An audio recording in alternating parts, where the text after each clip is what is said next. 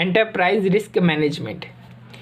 What do you mean by risk? तो risk क्या है? रिस्क एक संभावना है कि कुछ भी गलत हो सकता है, possibility that something could go wrong. और अगर दूसरे शब्दों में ये बोला जाए कि रिस्क एक किसी भी ऐसे इवेंट के होने की संभावना है कि जो इवेंट कंपनी को उसके डिज़ायर्ड बिजनेस ऑब्जेक्टिव को अचीव करने से रोक सकता है। यानी an event will happen which prevents a company from achieving business objectives.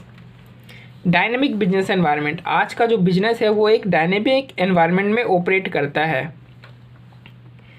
आज के बिजनेस एनवायरनमेंट में जो volatility, unpredictability of pace of change exist करती है वो पहले कभी नहीं करती थी।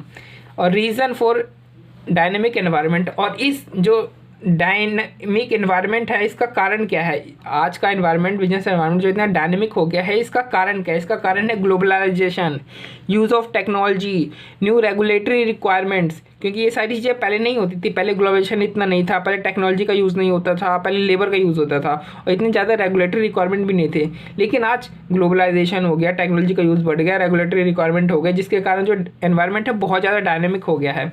और अब इन्वायरमेंट डायनेमिक हो गया तो जो बिजनेस है, जो एसोसिएटेड रिस्क हैं वो भी बढ़ गए। अब रिस्क एसोसिएटेड जो है वो बढ़ गए हैं, तो उन रिस्क को कंटिन्यूसली बिजनेस को क्या करना पड़ता है? मैनेज करना पड़ता है।